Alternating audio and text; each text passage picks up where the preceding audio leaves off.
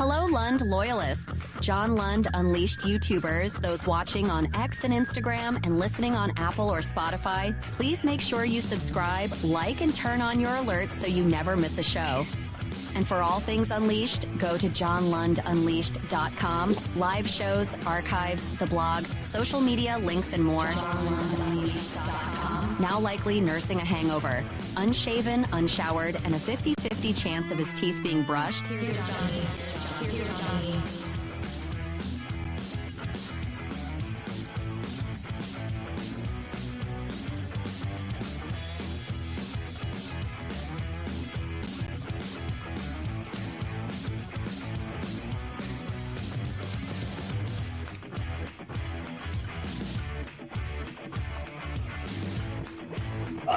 Yes. Thanks for joining us. Oh, my name's in the corner again. I got to delete that. Good morning, good morning, good morning. Good Saturday morning to you. I have worn a white sweatshirt again, so we'll see if I spill something. I didn't bring coffee in, though. I brought that pink Red Bull that's sugar-free that my doctor told me I shouldn't be drinking, but I don't care. I shouldn't care, though. I'm all Cavalier. I don't care. And then the next time my doctor will be like, yeah, I saw your show. Drinking Red Bull. Told you not to drink Red Bull. I'm sorry.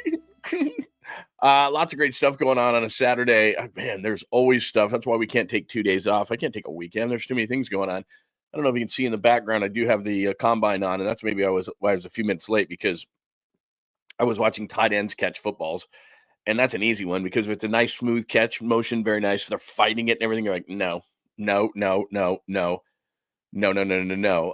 morning to you. We'll do roll call in just a second, as we always do. Maybe Saturday gives us our most names that I don't recognize in the chat room, which is absolutely great. Please, if you're watching on Instagram, which is great, at John Lund Radio, or X at John Lund Radio, or on Twitch, which is awesome, 2 YouTube channels and a Facebook, my personal Facebook. I'll get it to John Lund Unleashed at some point, but you can friend me and I'll friend you right back. But on Facebook, but I'll get it on John Lund Unleashed. I'd love you to follow on John Lund Unleashed because on Facebook, because that's where I normally put all my stuff. In one fell swoop, all you have to do is go to johnlundunleashed.com. That's johnlundunleashed.com. Live show is going there right now, as well as archives of shows, podcasts, Apple, Spotify, whatever. But it's there as well. And the blog, which I'll show you in just a second. We go over the chalkboard. If you're new to my right, that's what we're going to talk about today. Near the bottom, or at the bottom today, you see random, which I always get put on randoms. And I got a story to tell you from, I went out last night, my wife and I with some friends for sushi. And my friend, unbeknownst to me, is a listener of the podcast. Shout out to Dan, and I appreciate it. And he told me what he likes best about the show. So we'll do more of that and less of other stuff. But anyway, it's great to have you, regardless of how you're listening. Would love you in the chat room, John Lund Unleashed, and you can be a part of the chat. Say hello. You subscribe to the channel, which would be great.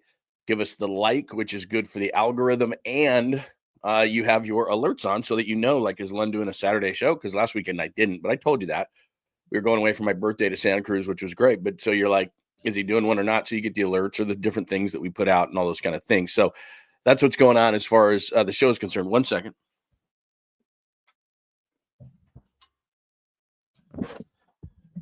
I forgot to plug the mouse in last night, so it's giving me trouble. So it's okay. We don't need it right now. But let me go through a few things. The chalkboard to start every show. The chalkboard. So it is episode 74. It's March 1st, which, by the way, I don't know if that means or what that means as far as significance to me. And I'm originally from LA, for those who don't know or watching for the first time. I'm originally from LA, even though I didn't like any of the LA sports teams before. But he's like, oh, LA guy. Didn't really like any of the LA sports teams. My family was from Chicago, and we kind of like those teams. But as you move around the country, I've told this story many, many times. You want the teams in your community to do well, and I've been in the Bay Area since early 2011, and so I just, the Bay Area teams, I want them to do well, and I know a lot of the players and the coaches and the people within the organization. You get to know those people, so whatever your biases were before, it's just based on who you know. You get to know people within organizations and you want them to do well. So I know a lot of the people within the organizations in the Bay Area, so we want them to do well. So that's kind of how it is. But March 1st, to me, it's significant in a few different ways. Number one, I love March Madness. I don't follow college basketball a ton. I watch some of it. But I really start honing in on March 1st because I want to do my bracket, which I get knocked out in the first round. By hell, I get knocked out by that play-in Tuesday. But I digress as we have fun. So that's what I love. And I've been down to Vegas, been to Reno, been to some places. I can't recommend it enough. If you can, to go down and just go to a sports book in Vegas or Reno or somewhere for the tournament, it is so much fun. So that's the first thing that comes to mind. Second thing that comes to mind is because the reason I said I'm originally from LA and I've lived in the Bay forever. I hate cold weather, but I've done it. I lived in and worked in Detroit and Pittsburgh and places like that where it gets cold. And March 1st, you're like, oh, like you can see the light at the end of the tunnel. Even though I've told you many, many times that when I was in Detroit doing draft shows, for example, going to their facility doing draft shows, a couple of different times in late April, it snowed like a mother in Detroit. And it was like, it's still not over. It's still coming. Like, but it comes more randomly. Like it's not as bad. Whereas like you're in December, January, February, it's like, it's never going to end. It's never going to end. So March 1st is kind of big in that regard. If you live in a cold weather town, and there's people I'm sure listening in that way, all of a sudden it's kind of like, okay, we can see the end of the tunnel. It's not exactly there, but you can see the end of the tunnel. Steve Younng tape is something, and I'm not going to get into it now because it'll take me 10 minutes if I do. Brandon Aiyuk talk, I don't buy it for a second. I'll tell you why. Combine, we'll get into that because that's going on right now. 49ers, it says, I've cut that off a little bit there. It says reports 49ers meeting with offensive linemen. I'll talk to you about that. The Warriors are in Philly tonight at 5:30 Pacific time to take on Paul George.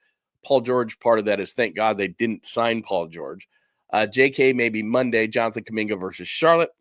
San Francisco Giants update. We'll give you that from yesterday. Birdsong 98 means Hayden Birdsong throwing 98, which I know it shouldn't be as much as it does to me, but it does. So that's what we've got as far as the chalkboard is concerned, the chalkboard portion of this program. That's what we've got on the agenda. And you know this, if you listen or watch with any regularity, we could go all over the place as far as that goes. Oh, sorry, I got my mouse upside down and I forgot to charge it. And, you know, if you watched yesterday, I was having all sorts of mouse problems. It's like, hey, just charge the mouse. That'd be good. Good morning to Jazz Fan is here. Mike is here. It's great to see you. Hurleybird, Franco. Look at all these people. Very, very cool. Oh, I went from the bottom. I should go from the top. I told you Jeff is always first. I love that. JJ Raider. We can talk your Raiders. What quarterback are you going to get now? Joy, good morning. Good morning. Good morning. AJ is here. Jason, hello. Hello. Pat, Jake, Tommy. Who else do we got here today? All right, very, very good. If I missed you, believe me, I will get and catch up. Keeping the Faith is here. Very good morning. Good morning, Lund and chat. Good morning, Keeping the Faith. Always want to say hello to Tacky. Why are we congratulating Mike? What did Mike do? What did I miss? Tell me again. Anyway, we got a ton of stuff going on today, and we really appreciate you coming in on a Saturday, taking a little bit of your time. Usually on Saturday, by the way, we'll do like a tight hour. Let's do a tight hour, let everybody get on with their life. But I don't want to go 2 days without addressing things. I think that's huge. And we'll even go a Sunday if there's something really, really important happen. But we usually take God's day off and just kind of go and relax for just a second. But let me start here at the top. Again, episode 74. It's March 1st. I already kind of went into that a little bit. But this little hot little thing in my hand right here, this thing, I don't know if I don't want it to fall apart. It's so old. Oh, my God, it just did fall apart. Okay, I don't know if you can read this. Let me see if I can get this close enough. See that? There you go. 6-5 NBA Finals. It says Game 2 pregame. All right? 6-5 NBA Finals, Game 2 pregame, if you can read that. What that is from, let me make sure this tape it's intact. I've hardly even touched it. Sorry, I got to keep this thing intact because this is a relic. What this is this is from the NBA Finals, Bulls v. Jazz. I always tell you about it. I covered that, and I was in the Bulls locker room. So they used to give me, I told you this, they used to give me a live mic before the game, after the game. I was assigned to the Bulls locker room, but before the game, what you would do is, and this is really cool. It was cool during the season, but during the NBA Finals, anybody is there. I've told you, I talked to Jack Nicholson and Woody Harrelson and all these different luminaries and all this kind of stuff. But in Utah in 1998, Steve Younng was like the holy grail, right? I mean, just everybody loves Steve Younng. And so just like they do in the Bay, but he went to BYU. So I had a headset on like this, and I had a live mic on in this contraption so that I could hear the pregame show, postgame show, same thing. And I had a live microphone, and I would tell the producer, they would put me in what's called queue so he could hear me, but I wasn't going over the air. And so I would approach certain people as I was approaching them, I would tell the producer in the microphone, but not on the air, hey, I might have Steve Younng here. Hold on a second. And then he would relay that to the people doing the broadcast. And then when I got the interview, hey, Steve, can you talk for a minute? Yeah, I got a minute. Hey, Jack Nicholson, can you talk for a minute? Yeah, I got a minute. So then I would tell them, okay, I got him. And they wouldn't, they don't want him to wait, but they would finish the thought. And then they would say, hey, here's John Lund courtside with so-and-so. So it happened to be that it was Steve Young. This is June of 1998, game 2 of the NBA Finals. And Steve Young's the holy grail. They're I mean, seriously, everyone, they're pointing at me, all the producers, get Steve. So I get Steve. After about 2 minutes, Steve, and he's been on Tommy's show a ton, and when we were doing it and everything. But anyway, after about 2 minutes, Steve's had it, right? He's just like, who's this guy?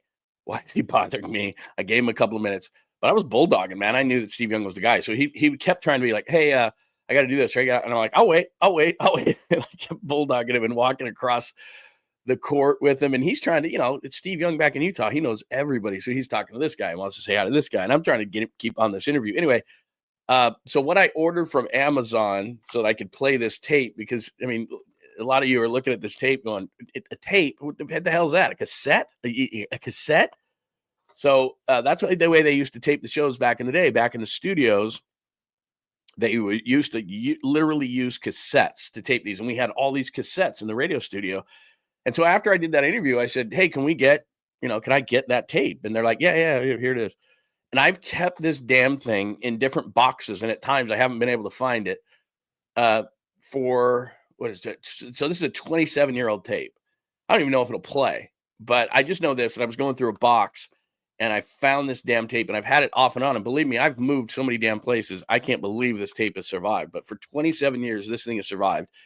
And next week, because I ordered from Amazon a thing that will take tape to digital, as crazy as that is, it will actually, I can plug it into my computer, play the tape, get the audio off it. And so I'll play this next week whenever I get this cassette player of me and Steve Young, and Steve trying to blow me off and me following him around like bulldogging, because it's early in my career. And I'm like, Steve Young's the holy grail, even at the NBA Finals, even when there's, Anthony Kiedis of the Red Hot Chili Peppers I interviewed, and Jack Nicholson I tried, and Woody Harrelson, and I mean, just anybody who's anybody is at the NBA Finals, right? It's Michael Jordan. It's Bulls versus Jazz. It's game 2. And just anybody who's anybody. And I don't care. I'm young. I'll talk to anybody. I'm going to go up to anybody. And so I'm chasing Steve around. It's incredible. So anyway, that's the way I remember it. I hope it's, because I haven't listened to the tape for years. But I hope that it's exactly how I remember it, where it's Steve just like, oh my God, can you please let me go? It's hilarious. So anyway, I'll get that to you next week, but I wanted to tell you that I found it again. I'm not going to lose it this time. And we'll have a laugh at some point next week with the Steve Young tape. So that's the Steve Young tape portion of the program. I think it's going to be pretty funny, and I think people are going to enjoy it, because the way I remember it was Steve wanted nothing to do with me. And I kept saying, this is my big chance. This is my big chance. I got to do this. I got to get this interview, man. So anyway, pretty amazing. Yeah, pretty amazing that this thing, I know, look at this thing. Maxwell Professional Industrial Communication Series, PI cassette. So anyway, as I told you, 1998 game 2, and this has Steve Young and me on it. So I'll at some point, hopefully early next week. But it's pretty cool.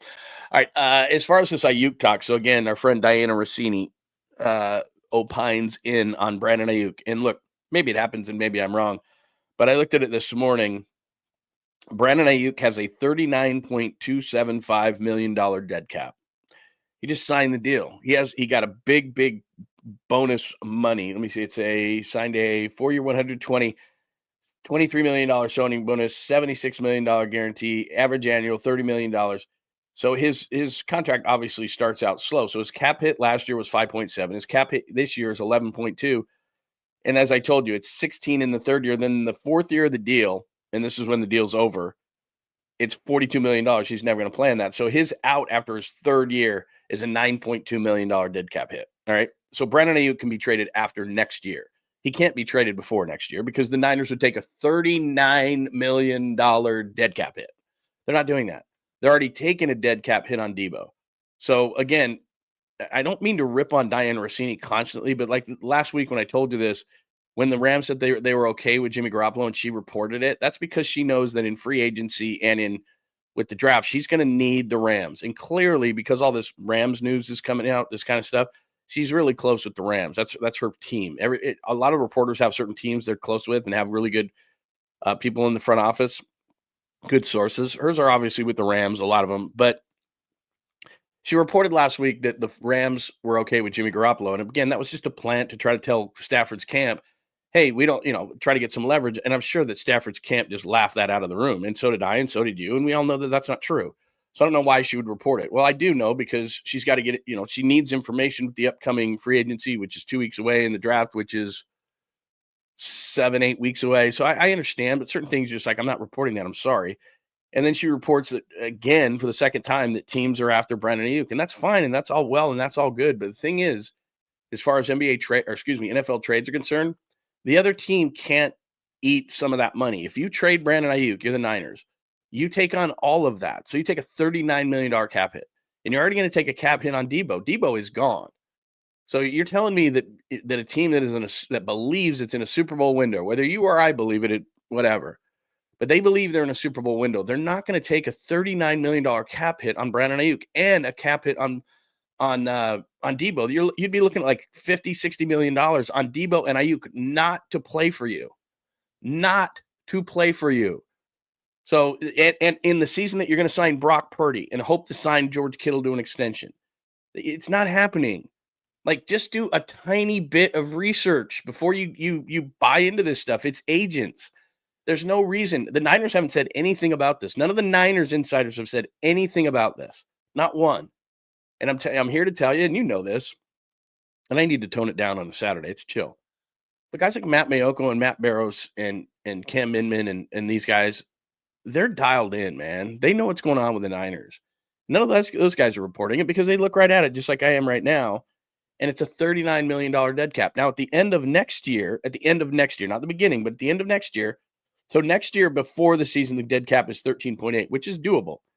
After that, it's a 3-year deal, and the dead cap is $9 million.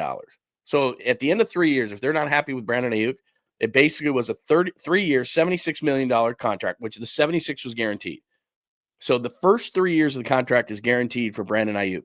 The fourth year, his cap number goes up to $42 million. The contract's over. He's never playing on a cap number at $42 million.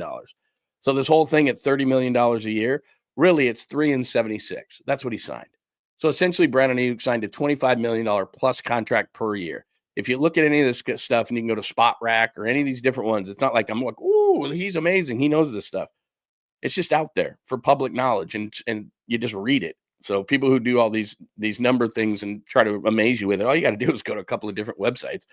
So essentially, his contract is 3 years and $76 million. That's what Aiyuk's is. Because in the fourth year, it goes 42. Fifth year, it goes 44. Like, there's no way. He's not playing on those numbers. So anyway, they're not taking a $39 million cap hit on Brandon Aiyuk and taking a cap hit on Debo and signing Brock Purdy and extending George Kittle. Like, they can't do all those things. The cap went up. Everybody's in good shape. They're in good shape. They're fine financially. They're going to be fine. They're going to lose Ward. They're going to lose Hafunga. There's going to be certain things like that. You heard John Lynch, because I played it for you the other day, said that we got to get our finances in line. We got to get younger, which basically just means they got to hit the draft here, just like Philly's been doing and Detroit's been doing, the Rams have been doing. Like, they got to hit the draft so that they can kind of not be so top heavy. But they're not going to just eat contract after contract. Brandon Aiyuk's coming back from an injury. And I tell you this all the time. If you want to give me a number one for Brandon Aiyuk, fine. I'm just where I started. Like, I didn't gain anything from that. I used a one on Aiyuk. And I developed Brandon Aiyuk. And he developed himself too. But the 49ers said, look, this is how you got to block. This is how you got to run routes. Like, they refined him. And then you turn around and you say, I'm just going to trade him for what I drafted him with? Huh? You didn't gain anything by that. And you put a ton of work into him. So there's no logic to trading Brandon Aiyuk. And the second part of it is you're going to take a $39 million cap hit. Do they hate him that much? Well, if they hated him that much, they wouldn't have signed him to the deal in the first place. So whether you want to say it was a good deal, bad deal, whatever the deal is, they can't cut him this year. It's too big of a hit. It's just like Cleveland. Cleveland on Deshaun Watson, a bunch of people are like, get rid of Deshaun Watson. His cap hit, if they cut or traded him, is $99 million. It seems to be the line for teams that just hate the guy. Russell Wilson, the Broncos hated. They ate $50 million. Aaron Rodgers is hated by the Jets. They're going to eat $50 million. Now, at that position, they can do those kind of things, and I don't know who they need to re-sign or what their cap is or whatever like that, but they just want to get rid of the guy and take one hit, and it's over. Denver got lucky because they got Bo Nix. They went to the playoffs, and they ate Wilson's money. That's not normally going to happen. But I'm just trying to explain that the stuff that keeps going around Aiyuk, And if you're Diana Rossini and you're smart, and all she seems to do is say to hell with it, I'll report anything because I know you're going to scratch my back later. And I understand that. And she's good at what she does. She breaks news. She's got connections, all those kind of things. But sometimes you just have to use logic and not report everything you hear. Like the thing on Jimmy Garoppolo was so stupid. I felt bad for it. It's like Diana Rossini's reporting the Rams say that they're fine with Jimmy Garoppolo as their starting quarterback in 2025. No, they're not. Nobody believes that. Don't report that. It makes you look stupid. I know later you're going to get something back in return. You're going to turn around to Les Snead and go, bro, you made me look stupid on that Garoppolo thing. You owe me a big one. Like, I get it. I understand how it works. But that was dumb. And then you lose credibility because of it. Then you turn around and you say, she keeps pounding the table on Aiyuk getting traded. The Niners are not taking a $39 million cap hit. They're not. And they don't hate the guy that much, clearly, because Kyle Shanahan ran up the stairs to prevent a trade from Pittsburgh. He admitted that happened. Now, they allowed Brandon to hang around the team, the weirdest hold-in, hold-out I've ever seen in my life, and they signed him. And they may have buyer's remorse on him, but I'm sorry, you can't do it. You could do it at the beginning of next year where it's a $12 million hit. You could do it at the end of the third year if you're not happy with him, because essentially he signed a 3-year, $76 million deal. That's all that's guaranteed.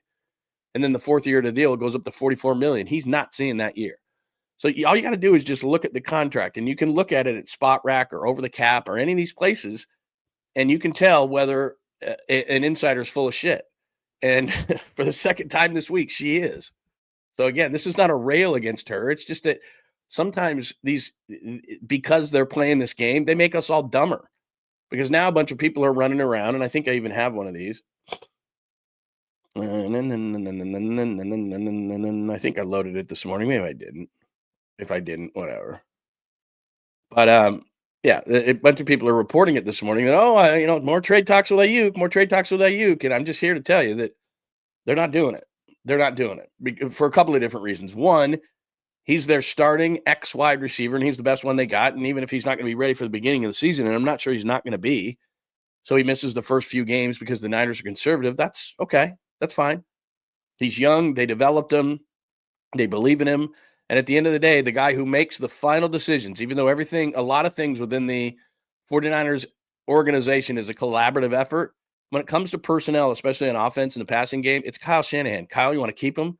Clearly, Kyle does, because he ran up the stairs to prevent a trade from Pittsburgh. So all you got to do is know a little bit and then look at a couple of numbers and say, that's bogus. And so the Aiyuk talk is bogus, just telling you. All right, as far as the combine is concerned, my love for the combine. I haven't watched it a ton, and I'm going to catch up on it today because I've been so busy during the week with so many different things, and I tell you this all the time, and I love it. We wear all sorts of different hats around here, so we're selling the show, we're doing the show, we're doing post-production things for the show, all this kind of stuff, and I have to have a bit of a social life or my wife will absolutely kill me. Every once in a while I got to poke my head and go, hey, we're married. Yeah, cool, good to see you. We're both working jobs out of the house, and so it's, it can be challenging. We all know that kind of thing. So I just haven't been able to sit down and do what I normally do. And I DVR the combine anyway. I'm not certain things I just don't care about. But as I was watching right before, and I have it on right now, you can see barely in the corner of the TV there. As I had it on before, it's funny because I'll just get addicted to it. And I was looking, and I set the show today for 10 after 8. And I look at my watch, and I'm like, okay, it's 8:06. I'm fine. And I sat down on the couch right next to where I'm broadcasting right now and started watching it. And I started watching tight ends catch the ball. They were doing like the over the shoulder. Oh, what do you got? Oh, we got running backs running right now. See, I'm behind.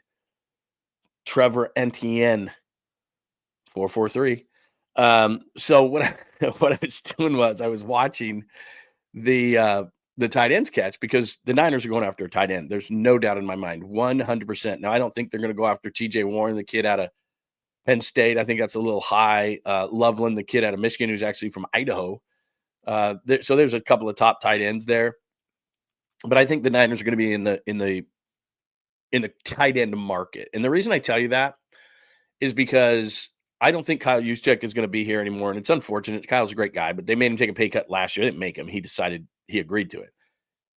And then this year, he's not making a ton, but I think what they'll do is they'll draft a second tight end, which they need to because they're going to extend George Kittle, and they're going to need to at his age. And he's playing great football, but they need to take him off the field a little bit. And so there's two ways. I think they're going to find a move tight end in this draft. And that person is going to be the second tight end, but he's also going to be in motion and he's going to help block. So it's not going to be just a straight catch the football tight end.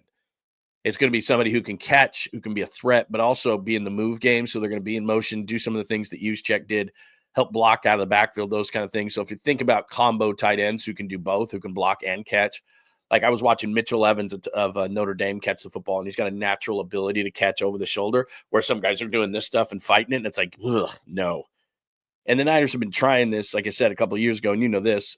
They took Cam Latu in the 3rd round. I think Braylon Willis in the 6th round in the same draft. Like, they're looking for somebody clearly, and they just haven't been able to find it. It's been crazy.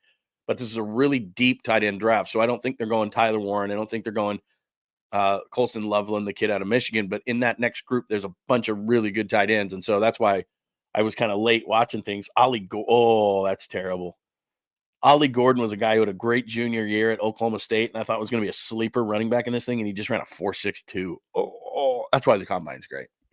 Because you're just like, he just lost himself a ton of money. Because Ollie Gordon was like one of the best running backs.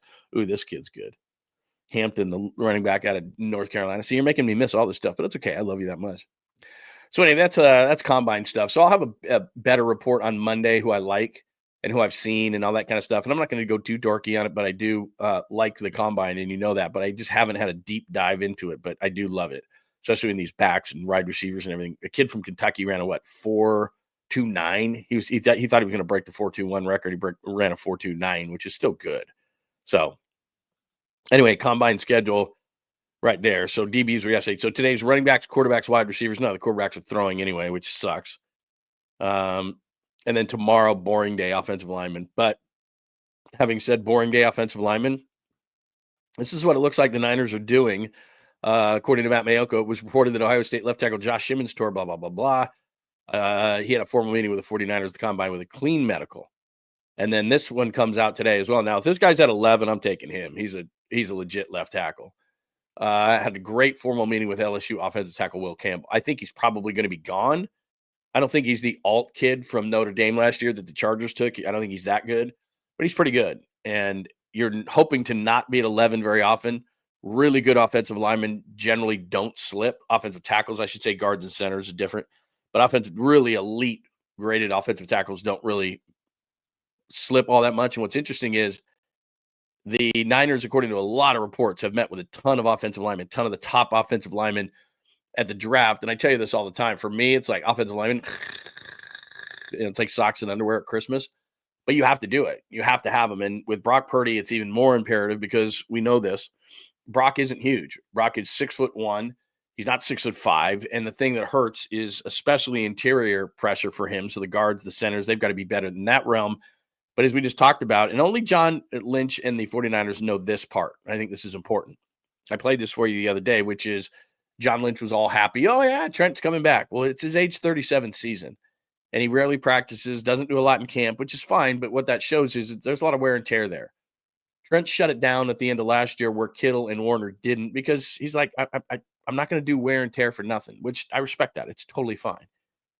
But I think they have got to come up with a plan. And it's not Colton McKivitz and it's not Jalen Moore, who's a free agent. Those guys aren't long-term answers at left tackle. Colton McKivitz isn't even a long-term answer at right tackle, let alone left tackle. So they've got to bring somebody in, and part of their thought process may be, we're not going to be at 11 very often, and elite tackles don't slide. So let's make sure that we talk to all of them. Do I think they're going to do that?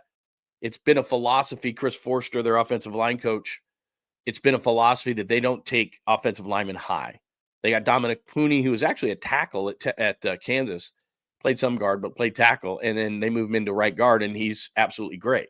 So their belief was probably even more cemented in by saying, look, we just got this guy who's a Pro Bowl caliber right guard tackle, but then now we're playing him a guard, and we got him in the third round. We don't need to do that, but it's different. An elite left tackle prospect, Trent Williams was I think Trent Williams was the third pick or the fifth pick.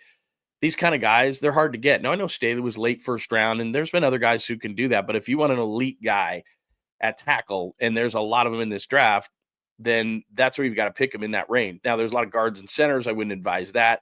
But if there's a tackle that they've fallen in love with, and they're not doing this just to throw up a smokescreen, apparently they've met with all of the top tackles, not guards, centers, things like that, but the Niners have met with all the top tackles.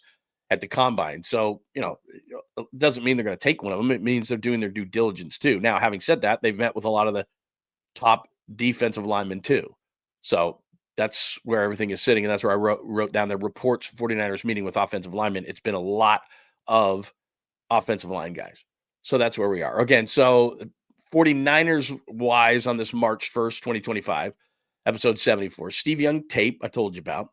Brandon Aiyuk talk, throw it out the window. They're not taking a $39 million cap hit on that. So even though it keeps getting pounded, they're not doing it.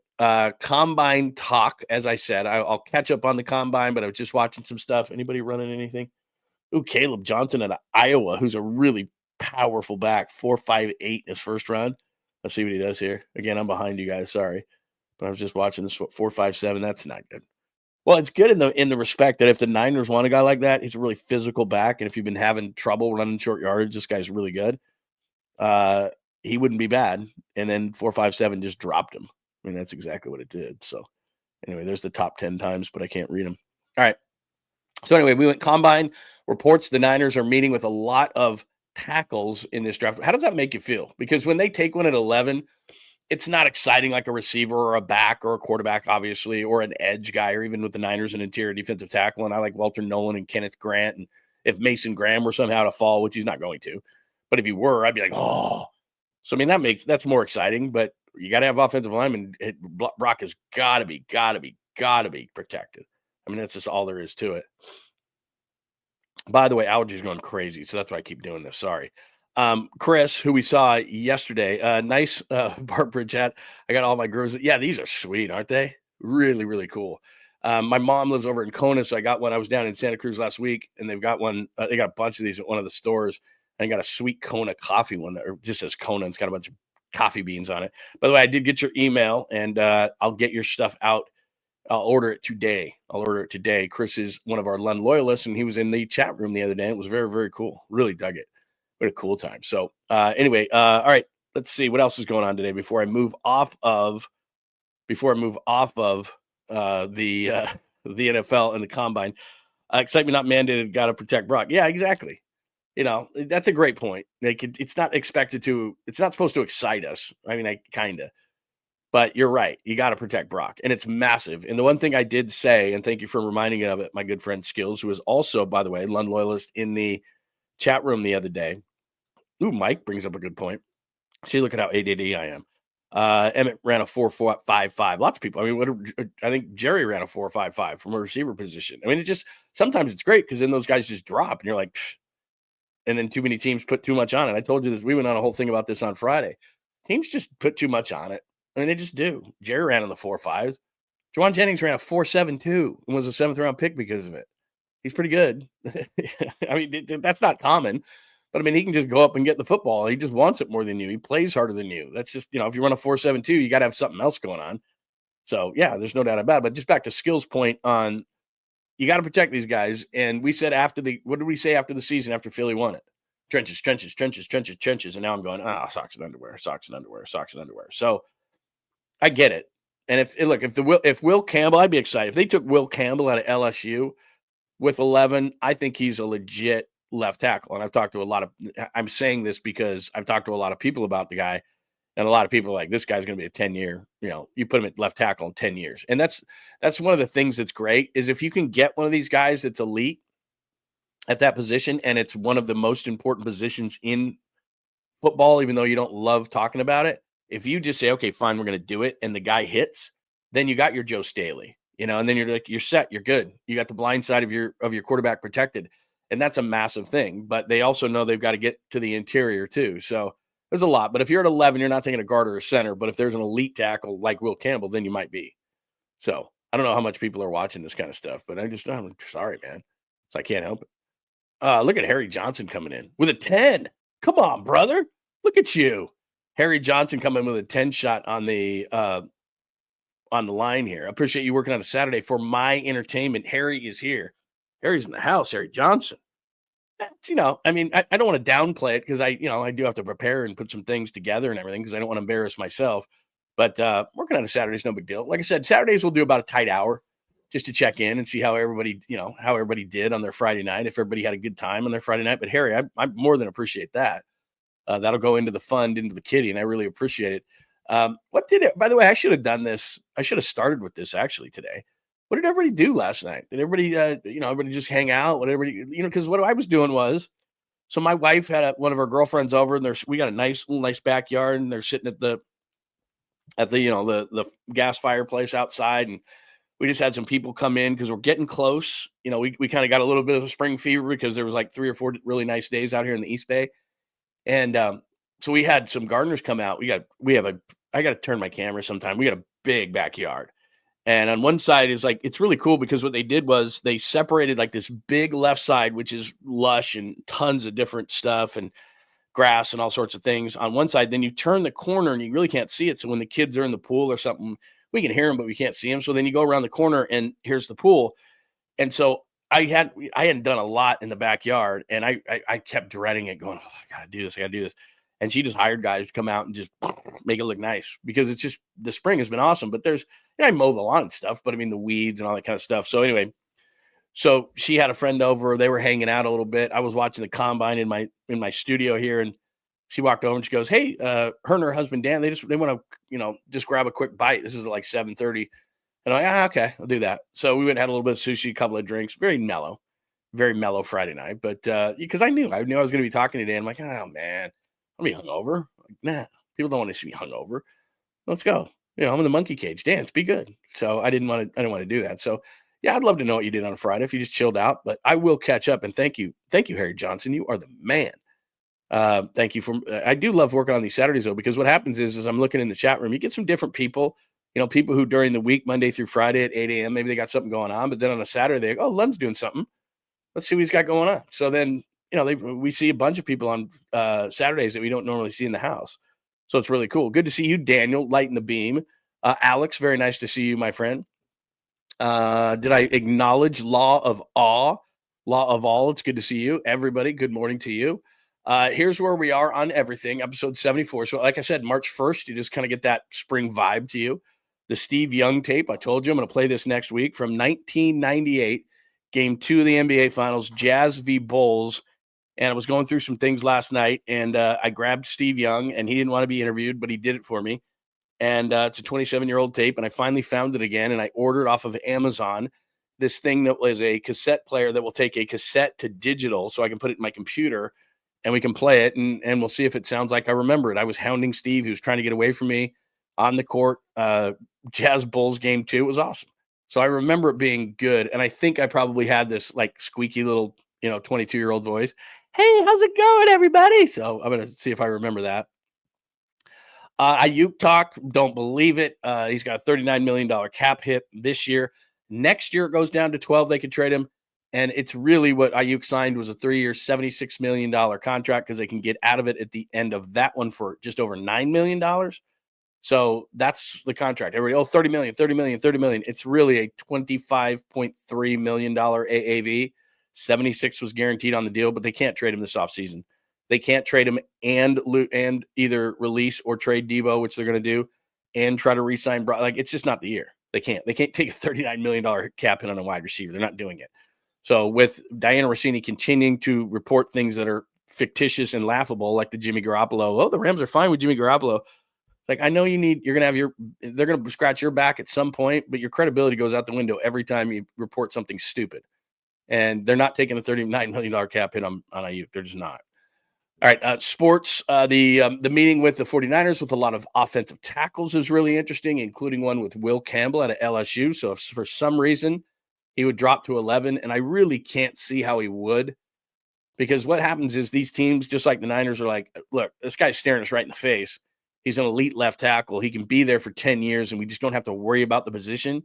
So let's do that. And that's how teams kind of think about it. Like, look, he's really, really good. But like the Chargers, for example, Joe Alt out of Notre Dame, the big kid out of Notre Dame, they don't have to worry about left tackle for 10 years. Now, if they can't come to a contract agreement in like 5, yeah, then maybe. But they're going to. But I mean, Joe Alt's going to be the left tackle for the Chargers for 10 years, and they don't have to worry about it. That's just like plug, play, go, mash. And that's what he did his first year. Just a massive guy.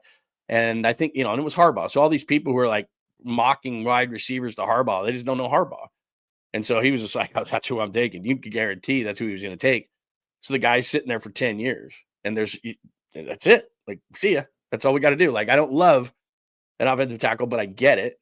And you got to have a blindsider. And every year we're going to have this Trent Williams conversation. Is he coming back? Is he coming back? Is he coming back? He's coming back. But he's going into age 37 and he doesn't practice and he doesn't do a whole lot of camp and all that kind of thing. So obviously they're trying to preserve him as long as they can. But at some point you got to just take one.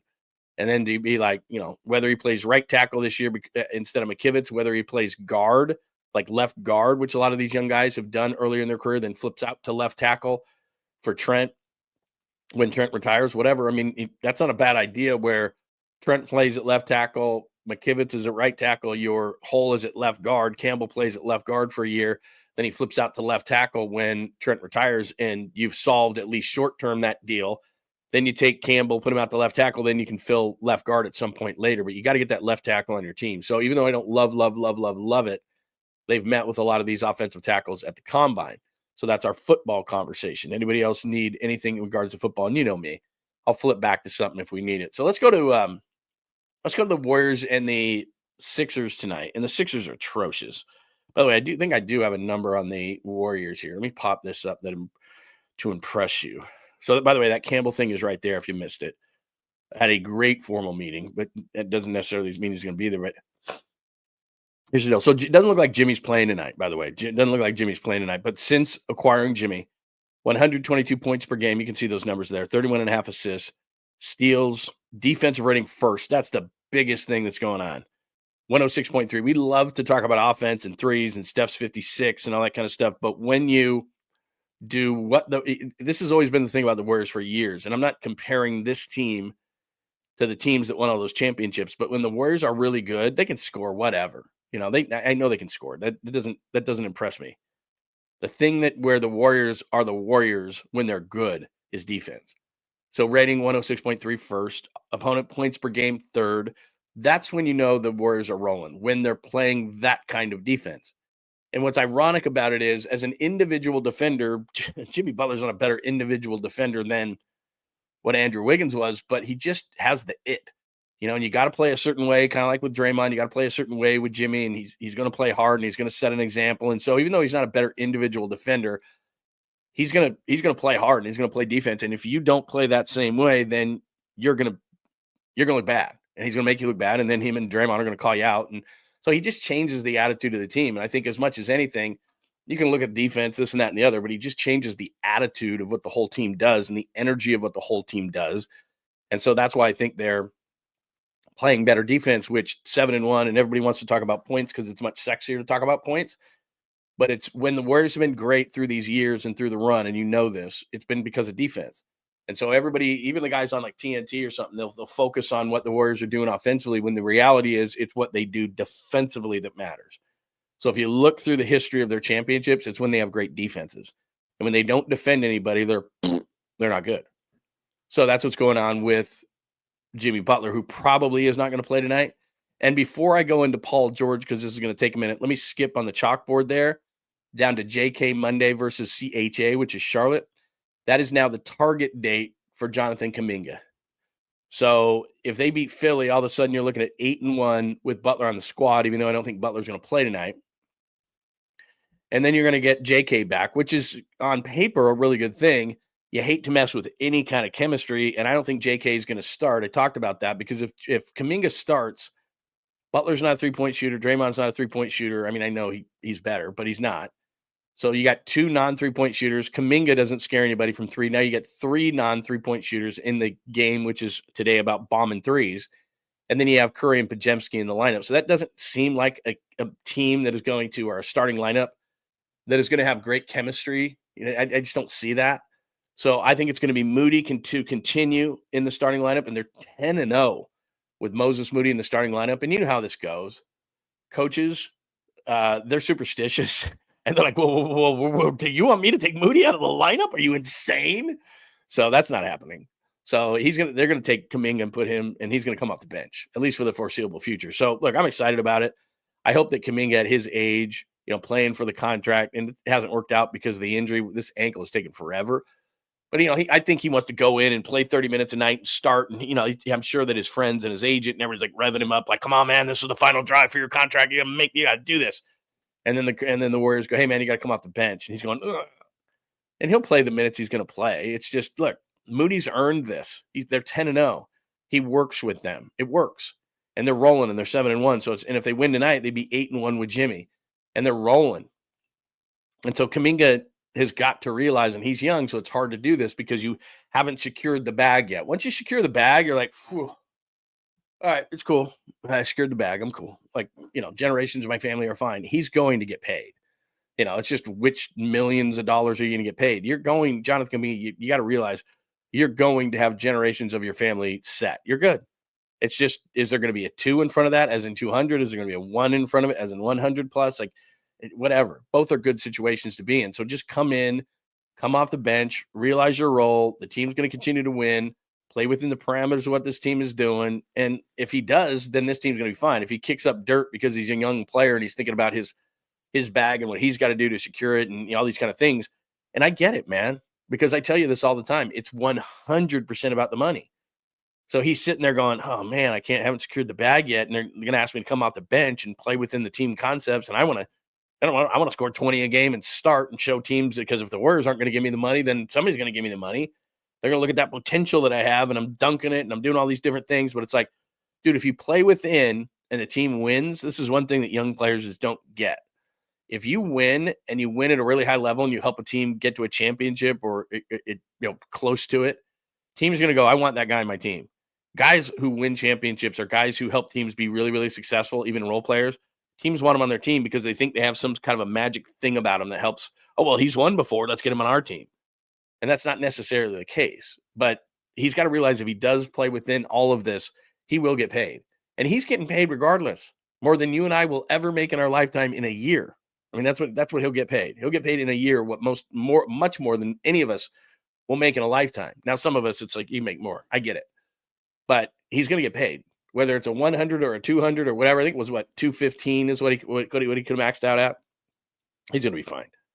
He's going to be fine. So that's the other thing. And then before I go back out to the chat line, let me do this. Thank God they didn't sign Paul George. I didn't look up Paul George's numbers this morning. I mean, but it's just atrocious. And it doesn't help that Joel Embiid has been hurt and all those kind of things. But Paul George could have signed a deal with the Clippers, and the Clippers have overachieved with the Warriors right down their neck. But he's just looked old. I've watched probably, 5, 6 Sixers games this year, start to finish. So not a ton. But even look at last 10 games, 34 minutes, 44% from the floor, 33% from 3. And he's averaging 14 points. 14 points, 4 boards, 3 assists. Paul George, who just got, what did he get? Like $200-something million? 14 points, 3 boards, 3 assists.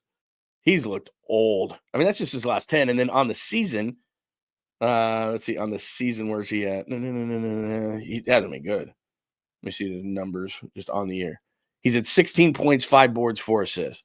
And he just looked old. I mean, it's just like, just caught him. Just, a lot of times with these athletes, it's not a gradual thing. It's just like, and that's Paul George.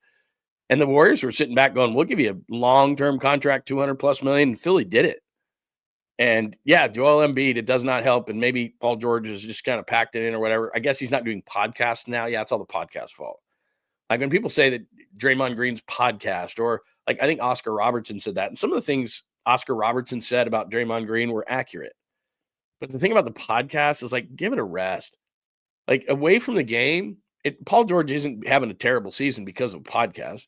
Draymond Green doesn't struggle at times during the season because of a podcast. Like they're going to be doing something away from the game. What would you rather have them do? A lot of them play video games. I mean, they take their systems with them on the road because they're sitting in a hotel room. They don't do shoot-arounds really anymore. Like when I was covering the league as a beat guy, you at 10, 15, whatever, you were down there because you were at a shoot-around and you would get a lot of good information at the shoot-around. Now, because of the travel and they want them to sleep and all these kind of things and just chill, the shoot-arounds don't happen very much anymore. And so what are they doing? They get into a city. They're playing at night. They're sitting in the hotel room. They wake up. They have breakfast. They chill out. They might have, they might go over something with the team in the hotel, a couple of things like that. But I mean, seriously, before they got to get it over to the arena in late afternoon, they've got 6, 7, 8 hours. What are they going to do? I mean, what? Draymond has a microphone and hooks it up and does an hour, on his podcast. He'd be sleeping or playing a video game anyway. That's a podcast. He should be doing a damn podcast. They're sitting he's sitting in his hotel room for 6 or 7 hours. What do you want him to do? They'll go out, they'll walk around a little bit, see the city if it's a decent city. They may go shopping in Atlanta. They had that shoe store. Like there's certain cities that are famous for certain things. There might be a lunch spot that they really like in a certain city, and they'll go have lunch there. They'll go shop a little bit if it's a certain city that they like to shop in. If it's LA, they might hit a couple of things during the day. There might be, again, a couple of shops. They'll send some stuff back. If it's Portland, they'll go to the Nike store in Portland, which for the Nike guys is like Christmas, and they'll have a guy literally with them. I've seen it because I've been in the Nike store plenty. The Nike store in Beaverton, and they'll just take stuff and just throw it in this cart. And then that person will take that stuff and send it, their family, their friends, whatever, tons of stuff in the Nike store. So they just spent 2 hours and, $5,000. Actually, it's a lot of free for the Nike guys, but, in the Nike store in Beaverton, Oregon, if they're playing the Blazers. So he did a podcast for an hour instead of going to the Nike store for 2. Like, they're going to do something. They're not going to just lay in their bed. Oh, man, can't wait for the game tonight. Like, these people, they don't understand how the league works. Like, they're in a hotel room for 6 or 7 hours. What do you want them to do? They're just doing a podcast. What's the big deal? They're sitting on their butt doing what I'm doing right now. I'm telling you, just as a person who does this, it's not physically, physically, it's not demanding. It's really not demanding as I take a pull off of a sugar-free Red Bull. Not physically demanding at all. It's going to be a lot more taxing on them to walk around and go shopping, or to walk around and go to the Nike store, or to go get something to eat at a hot lunch spot that they like on the road. Like, they're going to do something. And they've got 6 or 8 hours in a hotel room. He's podcasting. Oh, I can't believe he's podcasting. What do you want him to do? He's going to do something. Especially guys who played the game. It's like guys who played the game are saying Draymond or Paul George or any of these guys doing a podcast have to stop podcasting. It's like, that you're sitting in a room for 8 hours. What do you want them to do? Silly. I'm just trying to explain that, like, they've got a lot of downtime is my point. And what a lot of them do is, like I said, they bring their video game systems on the road and they put their headphones on and they play, they play whatever they want to play, Call of Duty or whatever, Call of Duty version million. And they just sit there and they play Call of Duty all day long. Like, so you play Call of Duty or you can do a podcast. Same damn thing. You're sitting on your butt with a pair of headphones on. It's not that hard. Let's get to some of these. Good morning, Clement Akers. Good to see you. But look at that. What do you got? You got something to say? I have nothing. That was just nice for a donation. You're just donating today. Clement Akers, everybody. Thank you very much. Appreciate it. Everything that goes into the kitty, I appreciate it. This better be a dream. This better be a dream. We haven't a dream in a long time from Skills. Correct, Mr. Lund, about Paul George. Golden State would have been better off with Devin George. Oh, boom. Former Laker. Devin George or Eddie George or Boy George. Very well done. That was worth the 648. The great thing about Skills is he just comes up with these random numbers. It's tremendous, which I love. Very nice. Paul George better off with Devin George or Eddie George or Boy George. Eddie George is a head coach somewhere. I can't remember where. Or Boy George. Reference to the 80s. I was about ready to sing some Boy George, but thank God I didn't. My other side of my brain went like I was going, I'll tumble for no. So I won't sing. I think that's probably what Skills was trying to do. He knew that I was going to start singing one of those songs, but I didn't. So there you go. Yeah, Paul George is just, even the numbers don't even explain how atrocious he's been. Atrocious. And now he's saying he's not going to podcast. Well, that's going to do it. So what are you going to do? Play Call of Duty all day? Go buy some stuff at go out and go shopping. Like, these guys have so much time in their hands. It's not the podcast, Paul George, why you're playing so terrible. I got news for you. It doesn't help that Joel Embiid is hurt, but my God, the Clippers are probably like, oh, we dodged that one. The Warriors definitely are. Like, if they had Paul George instead of Jimmy Butler, would they be doing the same things? Paul George is, no offense to him, it's just he's kind of a laid-back kind of a guy. They needed another guy who was like lighting fires under people's asses, and that's what Jimmy Butler does. They had Andrew Wiggins is kind of, Paul George is that kind of a personality. I know off the court he's a little bit more gregarious than what what Andrew Wiggins is, but on the court, he's not like the dominating, even though he's a vet, like he's not even let's fire it up, let's go kind of a guy. And his season is atrocious. But yeah, stop podcasting. That's going to change it. It's like I heard that. I was like, dude. Because like I said, I was a beat guy. And we'd go to shoot arounds. This was back in the day. They don't do them really much anymore, but we'd go to shoot arounds. There was no like social media and all those kind of things. So you'd write like a short piece. Maybe you might fire it off, like a pregame piece, or you might have these were like a side note. So you'd write a full piece on a game, and then you'd have like a sidebar thing. And so from shoot around, you might have some sidebar things, or you might have notes that you would put into your story that night. You'd get some of it done ahead of time or whatever. But still, if you're on a beat, you're sitting in your hotel room 6-8 hours. So I would just go out to walk. I'd go out to walk. I'd go out to lunch. I'd go out like you're like, I got to do something. And like I said, there was no podcasting back then or anything like that. But you know, I believe me, I wasn't going to sit in my hotel room for 6 or 8 hours. Like, come on, man. You know, I wasn't going to have cocktails or anything like that. I didn't do anything like that because I know that's what you're thinking, but I just didn't do it. Let's see. Seth Curry has a new podcast, Little Bro of Steph. That's actually pretty funny. Yeah, that's what I mean. When everybody says that these guys shouldn't have a podcast, I'm like, God, do you realize what these guys do all day? If they didn't have a podcast, they'd be doing something. They're in a hotel room. They're just sitting there. That's just kind of how it is.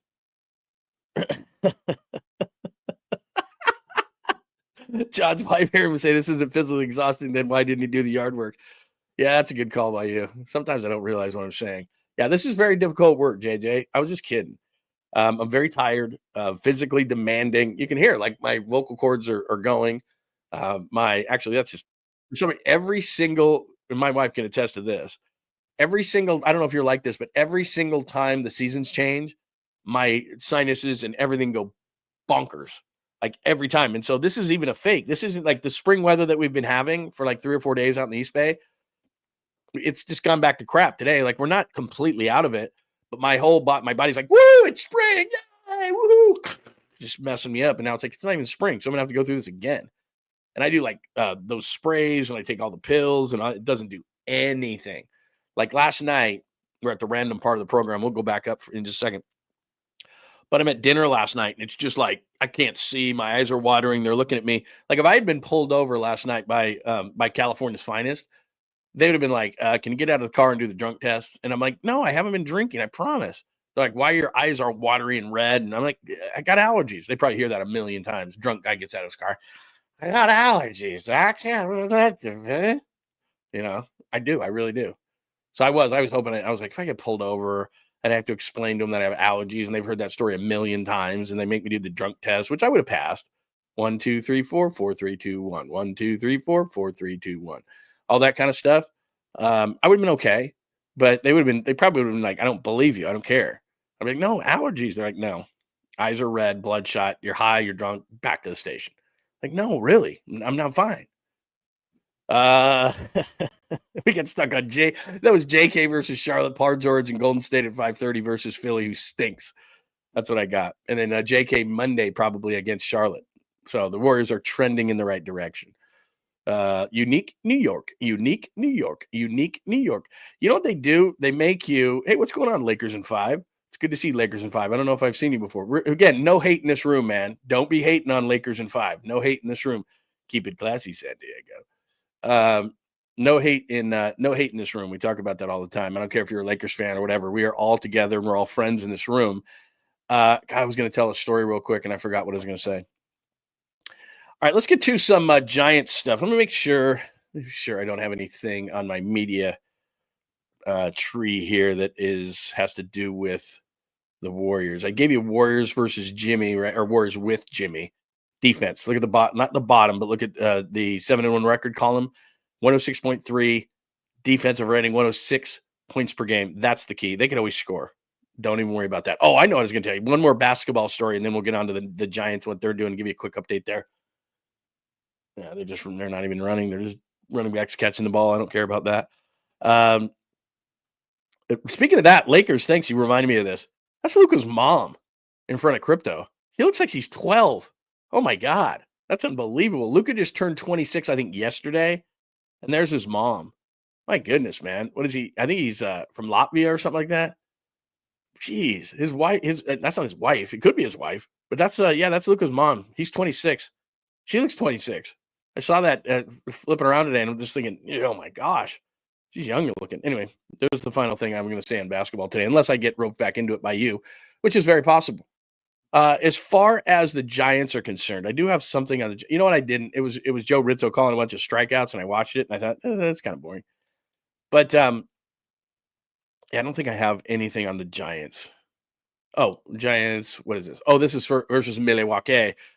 This guy Jeff Young. If you're watching us today on X, I like Jeff, and I don't know Jeff, but he does recaps every single day of the Giants, and he does a really good job with it. So this was yesterday. They beat Milwaukee 9-2.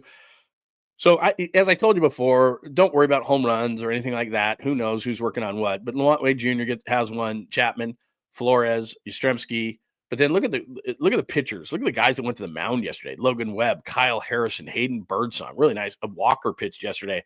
So Webb goes 3 innings, 4 strikeouts.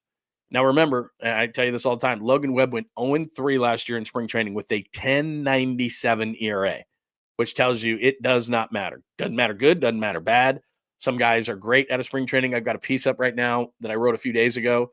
Your annual warning of the spring training for the Giants for any team. So you can check that out at johnlundunleashed.com. But Webb yesterday, 4 strikeouts, 1 earned. Kyle Harrison, his spring debut, 2 innings pitched, 3 strikeouts. But this is the guy. Hayden Birdsong, 2 innings pitched, no earned runs, 3 strikeouts. And he was humping it up there. And I know this shouldn't matter, but I'm sorry, it's sexy and good, and people love it. Hayden Birdsong's throwing it up there at 98. He's humping it up there at 98 during that game. So the end of the rotation, Harrison and Birdsong, and this is why, I've talked about this with Hicks. The optimum rotation for the Giants is obviously Logan Webb, and then Verlander drinks from the fountain of youth at 42 and is the 2, and then Robbie Ray is the 3. And then to me, Harrison fulfills his vast potential as the 4, and then Birdsong is the 5, and Hicks goes to the 7th inning role. That's what I'd love to see. And then the end of a game is Hicks throwing 102, Duvall throwing 100, and his nasty slider is biting, and Ryan Walker says, "Good night, everybody," and that's the game. And those are the 5 I'd like, because I want to put Hicks in the 7th inning. That's where he's most effective to me. I don't want 5 and fly, 5 and fly, 5 and fly, and then he's tired. 5 and fly, 5 and fly, 5 and fly, then he's tired. Like, that's what it's going to be. Just like it was last year, because all these people were hitting me up on social media. You see how good he is, Lund? You said it was a bad contract. I'm like, we'll see. But when Birdsong, and I know it's the 98, but it's also just, I know the makeup of the kid, because like I said, we had him on last year, and I've talked to him a few times. He's very mature. This guy's legit. But I have it as Birdsong 98 at the bottom there. But Webb, Harrison, Walker, Birdsong, 12 strikeouts between them yesterday in the game against Milwaukee. And as I said, and I'm contradicting myself, I'm like, spring training doesn't matter unless it's an injury. Spring training doesn't matter unless it's an injury. But that's pretty big. That's pretty big to see these guys pitching that way, and especially Birdsong, because I think he should be your 4. Harrison should be your 5, because the way that it's going to line up right there is, Verlander and Webb are righties, and then you got, lefty, you've got Robbie Ray, and then you've got lefty Harrison, and you got righty Birdsong. So you're going to have to mix those right, left, right, left, right, left. You don't want a bunch going in order. But that should be your 5. Those should be your 5. Hicks would be a hammer 7th inning guy. Duvall in the 8th and Walker in the 9th. Now it's a 6-inning game. That's what the Giants need to do. I don't know if I put this up there now that I think about it, and I should have. Here's right here. I'm going to get JT Snow on the show next week, but JT says, and this is something that Buster has done this year, bringing back some of these guys, because JT, if you don't know the story, JT tried to get a gig with Farhan and the Giants, and Farhan basically blew him off. And so JT was not real happy with that. So he says, back home after an incredible week at Giant spring training, thank you to Buster, Bo Mel, and the entire organization for inviting the alumni back and working with the players. Appreciation all around. Watch out for this square in 2025. The swag is back, is what JT says. And, we'll see. JT's a great guy. He's very opinionated. He'll tell you exactly what he thinks. And what Buster did essentially, and I don't know if it's going to work or not, but I like this, when you embrace these players, and by doing that, you're bringing them to spring training, and they're helping the young guys, and they're also, and I think this is huge, I really do, is what it means to be a Giant. And this is a great organization, and this organization's been drugged through the mud, and a lot of, that nobody wants to play here and all these different things, but it's like, look, this is a proud organization. This is a good organization. It's a great organization. It's one of the top organizations in baseball. And over the last few years, somewhat because of what the Dodgers do, and somewhat in some of it is, players don't want to play here. Maybe players don't want to hit here, in which for the most part they haven't, although Willie Adames just signed here. The city being under siege, those kind of things have made it not cool, at least perceptually, to become a San Francisco Giant. And given the history of this team, I think JT going down there and a lot of these guys, JT played in the World Series, all that. Look, it is great to be a San Francisco Giant, and this is a proud organization with a lot of great history. Willie Mays and Willie McCovey and Juan Marichal and Orlando Cepeda and Barry and all these different guys. It's like, hey man, they won 3 World Series with these guys, and it's been a long time. I get it. You can only get away with that for so long. You got to turn this thing around. But when you hear a guy like Larry Baer say, well, we're not the Dodgers, and you're not compete. Well, why not? Like, why are you second-class citizens to the Dodgers? I say this all the time. This is the largest single market team in the country. San Francisco Bay Area is the 4th largest market in the country. LA 2 teams, Chicago 2 teams, and New York 2 teams, and then 4. That's San Francisco. So you're the largest single entity baseball team. You should act like it. Act like you're major market. You are major market. Too many times they're not. I think it's unforgivable that they're $30 million under the tax number. Under the tax number. They want to get under it so they can reset that. I understand that, but get close to it then. You've got another $20, $25 million here. There's got to be somebody out there that can help this team. I still think they're short a pitcher in the rotation because I don't know if Birdsong and Harrison are going to be able to handle that full load, and I want Hicks to be the 7th inning guy.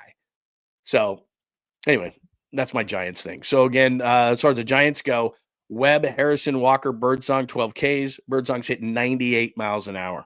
Very impressive. Let me ask you one more thing in baseball. This is totally up to you. I'm totally unbiased in this whole thing, but I saw this yesterday, and it got me to thinking. Just on you, okay? Yes, no answer, and you can expand on it, and I'll pop some of them on the board. But as far as Ohtani is concerned, when he was on the Angels, and I saw Ohtani's first home run in the majors. Me and my son, it was over spring break, and we went down to Anaheim, and we went and saw a game, and he didn't really know what to make of Ohtani at the time, but his first at bat, and I'm trying to think of the pitcher. It was a pretty solid pitcher. Guys, right on the tip of my tongue. I can't remember. I do know. Wade Miley. I think it was Wade Miley. And he tosses one in there to Ohtani, and he blasts one to center field, and we were out in right field, and we're like, the ball is kind of, imagine if I could have caught that ball. But anyway, it was like, okay, there's Ohtani. He looks pretty good. And he was next to Trout, and so we didn't make anything of it. But then as the years went on, it was like, wow, it's cool. Ohtani, and he's doing it both ways, and it's really, really cool. And everyone was an Ohtani fan. And then he goes to the Evil Empire. They win a World Series, and you hate Ohtani, or do you not? Do you hate Ohtani or not? Because I was watching this game yesterday, spring training game, and this is on the Dodgers TV network, and they're playing the Angels, and he goes oppo, hits this bomb. Watch this. Hang on. 3-2 pitch. That's hammered to left. This ball's heading back. This ball is gone.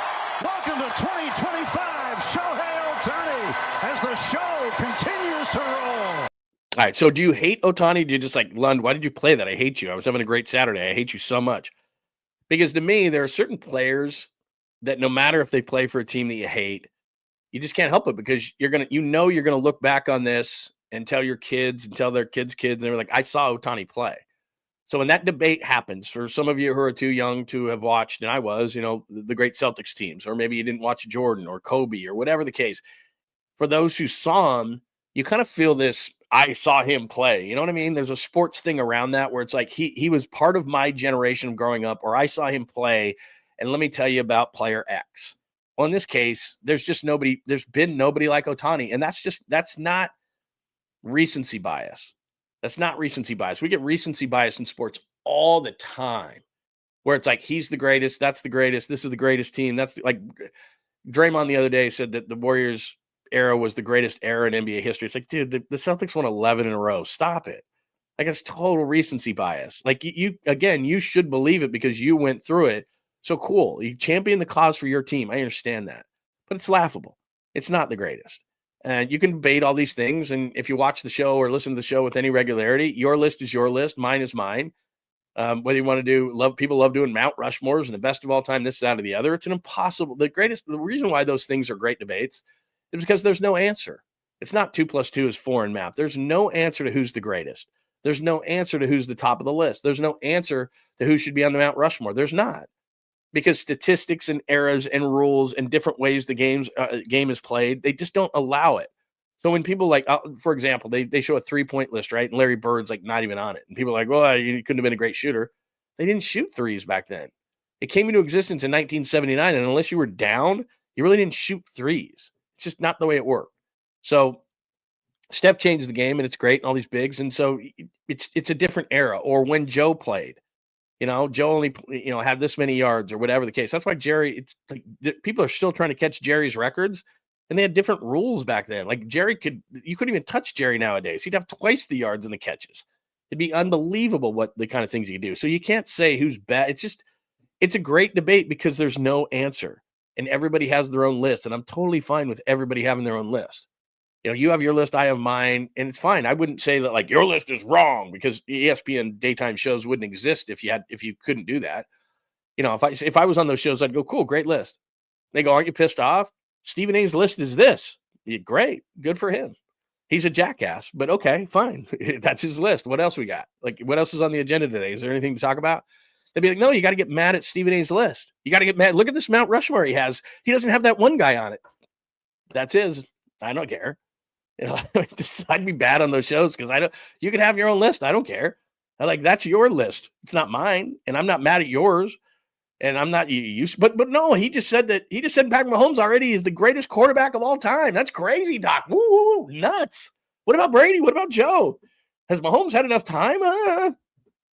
Great. Good for him. I think he's wrong, but that's cool, man. It's his list. It's his list. And I'm not going to get angry over it. But anyway, my point in saying all this is that to me, even though Ohtani's a Dodger, and it was much easier to root for him as an Angel, but even though Ohtani's a Dodger, I realize and I can cut through the dislike of Dodger blue and say, man, it's cool watching this guy play. That I'm fortunate to having watched this guy play. Now, I'm going to watch him pitch this year, coming back from Tommy John, and I'm very fascinated to see what Ohtani can do. And every time he comes to bat, if I'm flipping channels and Ohtani's batting, or if I'm watching or if I'm looking on social media and I see that the Dodgers game is on and somebody says, well, Ohtani's up, I'm flipping right to it. Do I want to see him strike out? I don't know. I kind of want to see him do great things, except when he's playing the Giants, but I want to see him do great things because it just keeps adding to this whole concept of he's the greatest player to ever play. Like Travis Hunter, this got posted today. A bunch of people were freaking out. Travis Hunter of Colorado, who hopes to play two ways in the NFL, but he's not going to. I'll predict he'll be a corner by a team who will take him. They'll make him the starting corner, and they'll bring him on at times as a gadget player offensively. It's a lot easier to do that than to make him a wide receiver and then say, okay, you're a nickel or something like that defensively. I think that you've got to play all the snaps on defense, and then you can be a gadget player on offense. They can bring you on at times. He's not going to play 100% of the snaps in the NFL. He checked in at 6'182", 182, which is small in the NFL anyway. He checked in at 6'182" at the combine. He's not playing both ways. But somebody asked him if it was harder to do what he did at Colorado, which was play both ways and play 100 snaps, or what Ohtani's doing. And he said that he thought it was tougher what he was doing.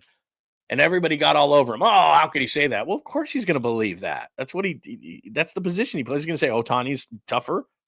When Ohtani's pitching and DHing, I think that's tougher. But it's a fun debate to have.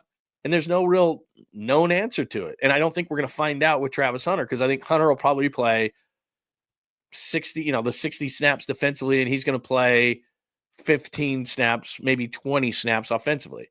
And that might be even a little bit high. I mean, he's just going to do some gadget things, and that's 80 snaps a game, and that's a boatload, especially for a kid playing at 182 pounds. I mean, he's got to get bigger and stronger. There's no question. So anyway, people were freaking out about that. So my original question again, and I'm going to go out to the chat line now that I've over-explained this whole thing, is do you like Ohtani? Do you hate Ohtani?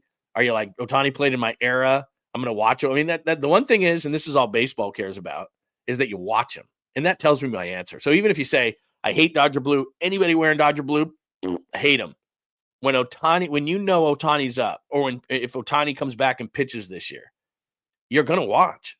I mean, that tells you everything you need to know, because you know, as a sports fan, and if you're sitting in our chat room on a Saturday, you're a sports fan, right? You know. And so you're like, Ohtani's pitching today, I'm going to watch, at least for a minute. You're flipping channels, you see 17 in blue on the mound, you're going to watch. If you're flipping channels and you see 17 in the box, you're going to watch. I mean, I think. And it doesn't mean that you have to root for him to do something great. It's just you realize as a sports fan that, like, freaking Ohtani, man, we're never going to see another guy like this. You're going to see another. There's certain guys, and we all know this. There's just certain guys you're never going to see that kind of guy again. So why would I not watch? You're never going to see another Jerry Rice. You're never going to see. There's just freaky certain athletes. You were never going to see another Shaq, just the way that he dominated, the way that you're never going to see another Kobe or another Jordan. Those kind of guys. But Ohtani's like the biggest unicorn of them all, is he not? When are you going to see a guy that is this good at everything? He's that good. He's that good of a pitcher. Now, is he the best pitcher in the league? No. He's the best hitter. He's the best hitter in the league. And when he's really going as a starting pitcher, you could say he was top 10. He's a top 10 starting pitcher and the best hitter in the game. That's ridiculous. That's Little League stuff. Whatever Little League team you were on, and I was never this guy. I was like a leadoff hitter, slap hitter, steal some bases, play center field, had some decent speed. That's who I was. I wasn't the star, but the star player played shortstop, hit third or fourth in the lineup, was the number one pitcher. That's Ohtani, and that's where. Remember when you look at that guy in Little League? In Little League, the guy who that was, and I still remember his name. His name was Jim Alexander. Jim was on our team, and Jim was the shortstop. Jim had this unbelievable arm. He was our number one pitcher. He would close games on the days that he wasn't. He could throw a curveball, like a nasty curveball. So Jim Alexander was our shortstop, our number 3 hitter. He was our number 1 starter, and he would close on the days that he wasn't starting. That's how badass he was. And that's what Ohtani does. Now, he doesn't close. But, I mean, that's the equivalent of Ohtani. At Little League, you knew that. Or even in high school, you had a guy like that who is clearly the best player on your team. And he went both ways, and he didn't even think about it. Ohtani's doing that at the major league level. It's just ridiculous. And you're like, okay, I got to watch. So anyway. Okay, are we talking about steaks here? Sorry, I went over an hour. I said I'd do about a tight hour today, but here we are at 1:16. Is somebody talking about steaks? Medium rare. Medium rare is the way to go with the more side on the rare side. Is that what we're getting out of this? So I do this whole diatribe about Ohtani, and we're talking. Hey, good morning, man. Good morning, Joe Schmo. I always mention that avatar. It's outstanding. Good morning, Joe Schmo. Good, glad you could be here. Let me just look at a couple of these things. Were you guys talking steaks or what? Because like I said, I'm in the middle of this whole thing. I always loved it. I always click on the ones that say I'm right. Every generation is different. How good was a player in their era? Yeah, look, I'm not saying I don't love the debates, because I do love the debates. They're fun. It's fun to say who was the best. Who's the best quarterback? Who was the best receiver? Who was the best this? Who would be on your Mount Rushmore? Who would be your top 5? Who would be your top 3? Who would be your... Those are fun debates to have. I'm not saying that if I was on one of those morning shows that make you do that, because I've been on ESPN radio many times, and they're like, okay, what side are you going to take? What side are you going to take? I'm like, I don't know, the one that I believe in. They're like, he's taking that side. I'm like, I don't want to argue against my side, but they make you do it. But they're fun debates to have, but I don't get angry over them. That would be the difference, is that people, they send this out on social media as clickbait constantly. Stephen A says this, or that guy says that, or this guy's list is this, or that guy's Mount Rushmore is that. And I'm like, that's the key. It's his. And a lot of it is influenced by who you saw play. I've said this a lot, is I just don't, if I didn't see a guy play, it doesn't mean I can't go and look at the stats or go back and watch a little bit, but I don't have them in a context that I have, say, Jordan, who I covered, or that era of player, or somebody I grew up with. I don't have a reference point of the 60s and the Celtics. But here's what I know. They won 11 straight championships, and just about every one of those guys is considered to be one of the best of all time and in the Hall of Fame, like the Bob Cousy's and the John Havlicek's and all the Bill, I mentioned Bill Russell, and all those great players. I'm like, well, it's obvious. So you got to put them in there. But a lot of people, when they do these lists and all these different things, and now here I am falling into the whole trap, is they do it based on, just what they know. And that's one of the reasons why it fails. I don't know some of the great teams of the 50s and 60s. What about some of the teams that were pre-Super Bowl? How great were some of those teams? And so when we say the greatest team, you have to say the greatest team of the Super Bowl era, but we still don't go back far enough, because most of us weren't around then, and we don't have the context of it. And so even right now, like the Niners teams of the 80s that were so great, that's falling out of context because a lot of people are like, well, I wasn't even around. I didn't watch them. Because if you think about it, like the first Super Bowl win for the Niners, 82. So what are we, 18, 35, like 43 years ago. Like 43 years ago. Some people are like, I don't know. It's hard to discern that. The Dolphins, who had the only perfect season in the history of the NFL, that was in 1972. Like who has the context of that? But you have to say whether they were the greatest or not. They went through the season undefeated. So to me, that's the greatest team of all time. Are they? I don't know. Bob Greasy was their quarterback. He was okay. Zonka and Kick and Mercury Morris and Paul Warfield and Nick Buoniconti and Jake Scott was their safety. And I'm just throwing random names out there because I remember Bob Kuchenberg along the offensive line. Like I have no idea. The no-name defense, Manny Fernandez. The only reason I know that is because I've gone back and I've watched these games and it's been drilled in my head time and time and time again. But are they the greatest? Could they beat the Niners? Like that's all that whole debate. Well, the rules were totally different. Like you could be like the Raiders. You could wrap yourself basically in metal and steel and whack somebody right along the head. You could hold all down. You had stick them. You could all these different things are different. Like these receivers nowadays, Justin Jefferson's the greatest until Lester Hayes is right next to him with a bunch of stick him, hits him right upside the head with something that's on his forearm. It's like, bro, you can't do that. Oh, in my area, you could. So how do you compare that? He's the greatest. Yeah, okay. Well, if he played in a different era, that was the whole thing. That's why, we went into this thing about Steph Curry yesterday and how great he is, and he scores the 56, and people say, oh, Steph couldn't have played in that era because he's too thin, this and that. Dude, Steph works so hard. Steph could play in any era. Like the greatest of the great could play in any era. It doesn't matter. Like I don't care how much you're going to physical Steph. He'd have figured it out. He was that good. And he has been that good. Just amazing. Anyway, by the way, I haven't mentioned this today we'll just go an hour and a half today now that because we're at hour 21. So we might as well. Let me mention this real quick. Speaking of Steph Curry, because I didn't do this at the beginning of the show. Normally I do this. I think this is the right one. Yeah, this is the right one. I did write this yesterday. This is johnlundunleashed.com. If you've not gone there, if you look up the right side, my right side, there are your social media places. You can hit me up. There's YouTube, Twitter /X at John Lund Radio. And there's people watching on that. You got Facebook. My personal Facebook is John Lund. The page, which I'd love you to join, is John Lund Unleashed on Facebook. That's where I normally put all of my stuff. There's your host. There's YouTube shows. In fact, this is the show going on right now. You can watch it live at johnlundunleashed.com. All of the archive podcasts are up there.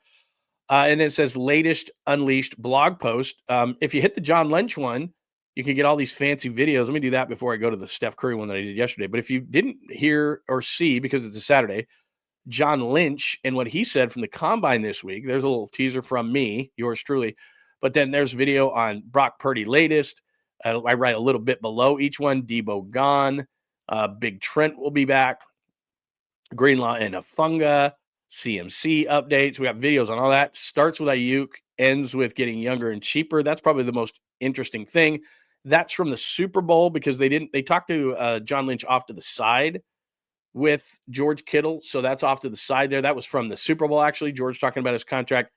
And then they still have faith in Jake Moody. We don't need to go over that because that's just not true. And then the other blog post, this is from yesterday. This is the one I was going to do anyway, but since we've talked about Steph Curry is perfect. Nobody is perfect, but Steph Curry is. This is the one I wrote yesterday, and I always have a video with all of these. So if you go to johnlundunleashed.com and you click the blogs, right there is a little video that I had done with that during the show. And then I said, nobody's perfect. They must not have met Stephen Wardell Curry II, other than his stinky uniform that he threw up to his mother after the 56-point game, Sonia, who's very beautiful. That's the piece on Steph and why he's perfect. And it's got a little video to accompany that. So check out the website. We got all sorts of great stuff. That's at johnlundunleashed.com. So shows, archives, that's the show that's going on right now.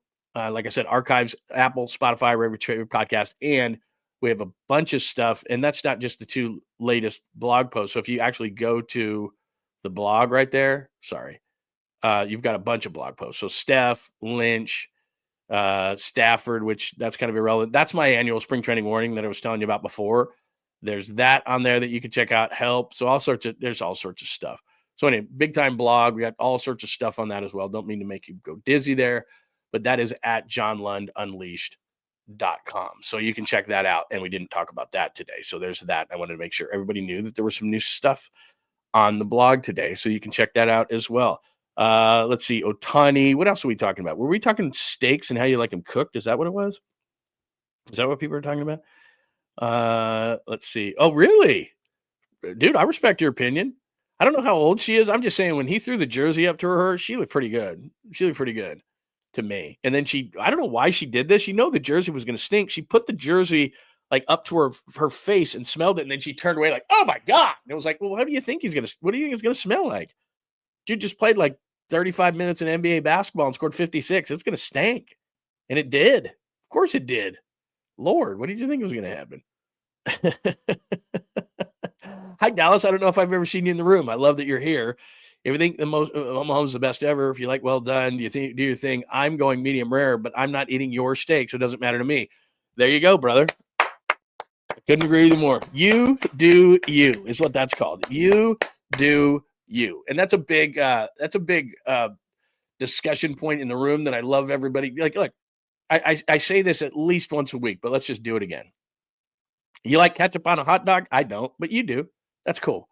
I like mustard. I don't use ketchup for anything. I use salsa if I'm going to do something. Hot sauce, I'm going to do something. I'm not a ketchup guy, but we have a lot of ketchup in our house. I don't even do ketchup on fries. If I do fries, I do barbecue sauce, a little bit of mayonnaise, and just mix it together. I just don't do ketchup, but you should if you like it. Like Patrick Mahomes, like ketchup on a steak. I think it's disgusting. I don't think if you buy a steak and it's a really good steak, you should be able to season it a little bit, and you shouldn't have to put any A1 or ketchup or anything. But if you like that, you do you. Like sometimes I'll do a béarnaise sauce. I'll do it Oscar style, which has like crab and béarnaise and asparagus, and it's amazing. But if it's a really good steak, you really don't have to do that. But you can. Pineapple on a pizza is a big debate. That's fine. You like pineapple on a pizza? You like go Hawaiian pizza? I wouldn't turn it down, but I'd rather go like pepperoni and sausage or something like that. Or I like a nice margarita pizza. I'm fine. But if there was a pizza in front of me that had pineapple and Canadian bacon, I'd probably eat it. Like I'm cool with it. But if you love it, you do you. I've told you this before. I was down in LA, and it was after Rams Niners, the final game of the season that got them into the playoffs in 2021. And I have family in Manhattan Beach, so I was staying in a hotel. So I go back, and it was I can't remember how late it was. It was a Raiders-Chargers game. That's all I know. It was Sunday Night Football, and it was Raiders-Chargers. So I go into this bar, and I'm catching the second half of the game, and I'm right on the Strand there in Manhattan Beach.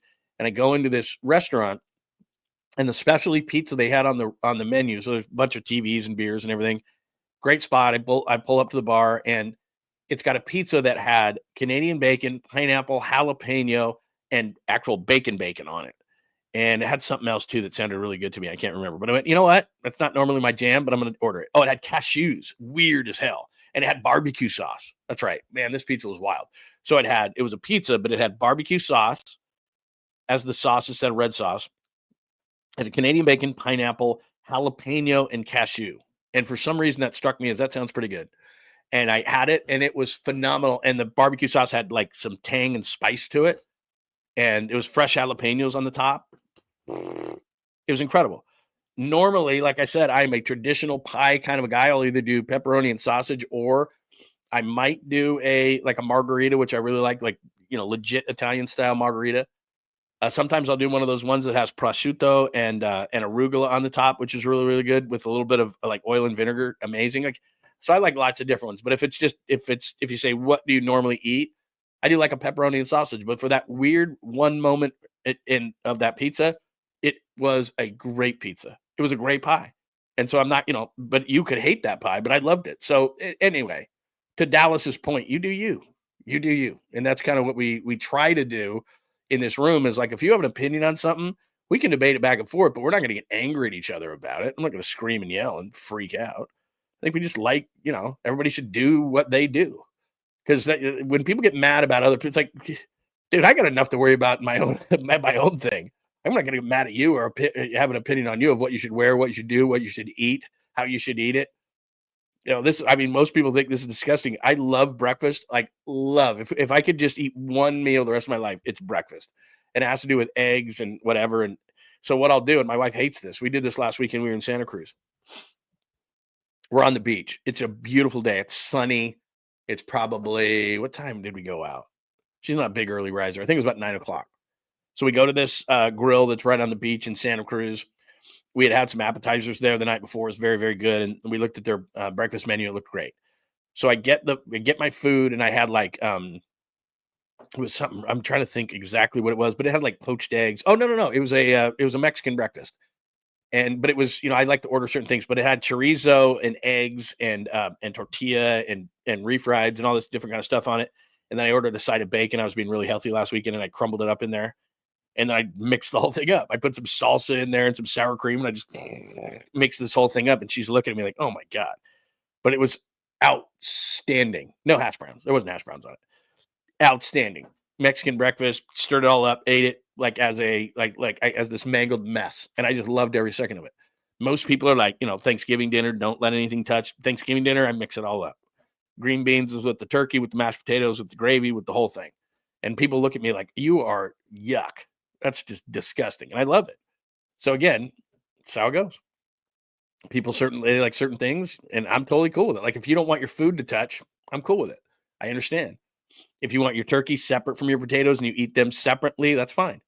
Like who doesn't? I would say who doesn't like a bite that has turkey, gravy, and potato all in one? I think that's amazing. But some people are like, no chance, like not doing that. So anyway. Just one little thing, and it sends us off on a tangent. Yeah, that's a great point, Chris. It was your birthday. You're allowed to eat. That's exactly what you hit it right on the head. You're an animal. You're eating like an animal. Yeah, I did. I eat like an animal. It was like, what are you doing? Oh my God. Pineapple is the most divisive pizza topping. Yeah, and no, don't get me started on anchovy. My wife loves so she'll do a Caesar. And who doesn't like a nice Caesar, right? Put some chicken in it and Parmesan cheese, fresh Parmesan cheese over the top. Caesar salad, nice, real nice. And she'll demand anchovies. And I'm like, no chance. Like, no, disgusting. So we'll have to do it two separate ones. You ever go to a fancy joint and you go and they'll do the Caesar, it's table side. They do a table side Caesar. And the only place that I'll do an anchovy in it is when they do it in one. So it's like it's either you have it or you don't. And my wife loves it. But there's a Mexican restaurant called Edith's. I don't know if you ever go there. And if you're going to go to Cabo, you got to go to Edith's. Edith's. Ediths. Edith's. And great spot. They do an incredible bananas Foster in which they're pouring they got the fire going. I mean, the steaks. It legit. And it's called Edith's. So anyway, they'll do a tableside Caesar, and they do what's called an anchovy paste. And so they put it in like one of those big silver bowls, and they stir it with a bunch of seasonings and everything. And it's actually really, really good in the salad. And then they put the salad in, they toss the salad. And I have it. I'm like, okay, this is the only place I'll even do that. Cause they're not putting little disgusting fishes on the top. They're putting it in like a paste and making it. And then somehow with the seasonings that they throw in there and all that kind of stuff, it works. It works. But normally I'm like, not doing it. Just not going to do it. Not going to do it. Oh, chorizo is amazing. I mean, they did. It was the breakfast last week was fresh tortilla, refried beans, over easy eggs, chorizo, really good, legit chorizo. And then, like I said, I broke up some bacon in there, and tomato, really good salsa, like a smooth, nice but spicy salsa. I'm gonna drive down there right now. It was really good. But some people just like you stir that up. I'm like, yeah, I gotta have it all together. It's really good. What? I did not know this. Hi, John. Go to the UK and seeing mayonnaise and tuna of a pizza. What was it like? See, again, if I've never had it, I can't rip. But like tuna and mayonnaise on a pizza, that sounds disgusting. But who knows? I mean, I could be totally wrong. What were we talking about? Sorry, I hit that up there accidentally. Yeah, certain things, you go to certain places, you're like, are you kidding me? Like, I'll be honest with you, last night. So we had sushi last night. Sushi was really, really good. And my wife ordered a teriyaki chicken because she wasn't feeling, although she did, I guess she ordered a roll too. And the teriyaki chicken was, I don't know how you could screw up teriyaki chicken, but I had one bite of it and went, oh my God, it tastes like raw chicken. Like, no, the fish is raw. If the chicken's raw, we're going to the hospital. That's what it tasted like. It was like, oh my God. There's my good friends from the East Coast Red and Gold podcast. Give them a follow right now. They're great people. Great people. Do a great job with the Niners podcast. We're trying to get Papa on for him. And he's like, hello. There's my good friends, East Coast Red and Gold podcast. You can follow them. They're on the East Coast, after all. Look at how nice they are to me. I don't know if they believe this, but let me pop this up there. Very cool, man. There you go. Very nice. Good to see you. Thank you. Thank you so much. I had one other thing I was going to talk about. See right there, man. I respect that opinion if that's what you want, Tommy. Pineapple belongs off of a pizza, so he ain't doing it. But I'm telling you, I don't know. I've never been a big fan, but I went to that place in LA, and like I said, it was Canadian bacon. The base was a spicy barbecue sauce. And I think it was like the smoked Gouda on there as well. Smoked Gouda is amazing. Mixed in there with the regular stuff. And then it had Canadian bacon, pineapple, I know that you hate, and fresh jalapenos over the top, and cashews, as weird as that sounds. It was so good. It was so good. I know cashews sounds crazy, right? I'm telling you, it worked. Like I was like, okay. But they didn't put it in, like they put them over the top. So the fresh jalapeno and the cashews were done after they had baked the pizza, and then they put them over the top, and it was good. It was really good. Sounds crazy. But that was like their special. It's not like they had it on all the time. So what else do we got? Stop it. I know you're just trying to get after me on that, Jazz. I know that you don't believe that. I was in Detroit and worked for the not worked for the Tigers, but yeah, the owner, Mike Ilitch. I think he's passed by now. But that worked. That's worked for him. Pizza. George Kittle loves the pizza thing. If I had that thing loaded up, he had the shirt on and everything during the Super Bowl. All right, anything else today? We always go off on a food tangent, don't we? Always go off on a food tangent. Every single time. Let's see. Oh my God, this is so hilarious that you'd bring this up, John. Betsy's mother is at a sling blade thing. We got into a conversation last night over dinner, having the sushi and the bad chicken, where a friend of mine who's a lawyer, she, when Tony La Russa did the ARF, the whole ARF thing, which he's not now a part of, Animal Rescue Foundation, and Billy Bob Thornton was there. And she met Billy Bob Thornton. And we were talking about Billy Bob Thornton and what a nice guy Billy Bob Thornton is. And all these people, this was in Walnut Creek, and all these people were, because certain people, it's like, don't approach me, don't want to take a picture. She said that Billy Bob Thornton took pictures with everybody. So he was at that foundation because he knows Tony La Russa, and he was at the gala or whatever you call it. And all these people wanted their picture with Billy Bob Thornton and to talk to him and everything like that. And she said that he took every last picture. Was the nicest guy ever. Sling blade. I can't really do a good sling blade. That's why I'm kind of faking it right there.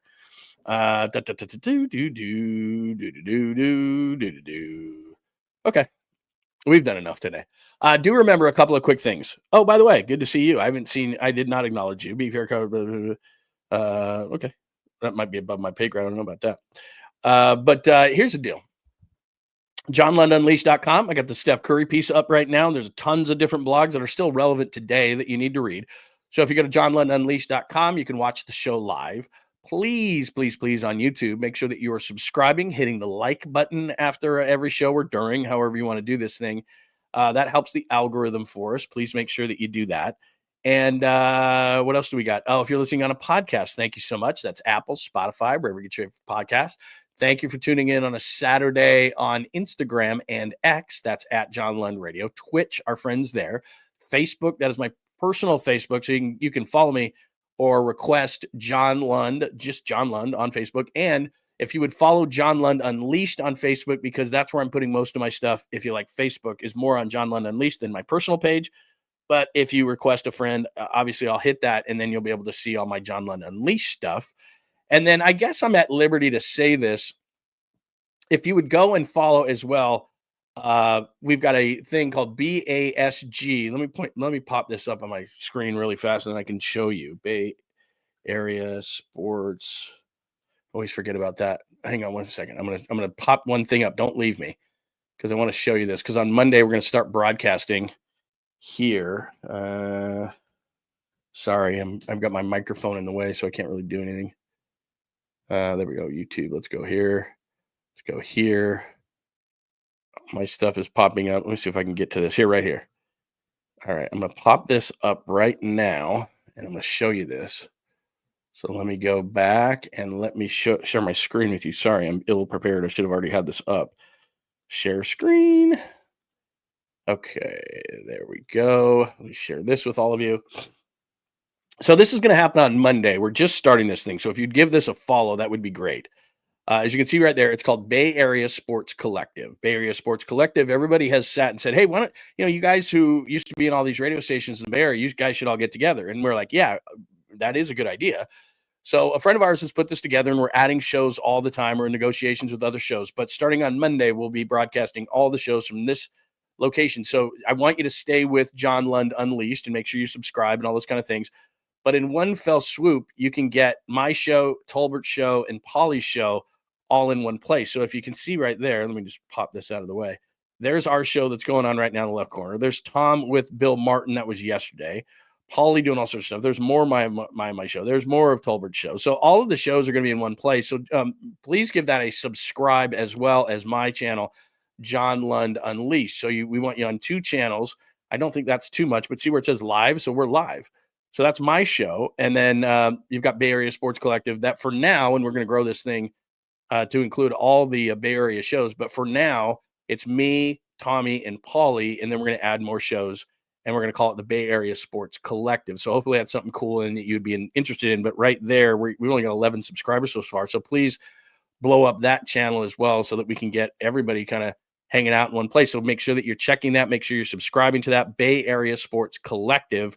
And eventually we're going to have all the shows on there. We're kind of negotiating with everybody, so we'll make sure that we do that. But again, Bay Area Sports Collective, if you would do that one, then that's something to add to the pie. I know we're asking you to do a lot around here, but we just wanted to make sure that you know that.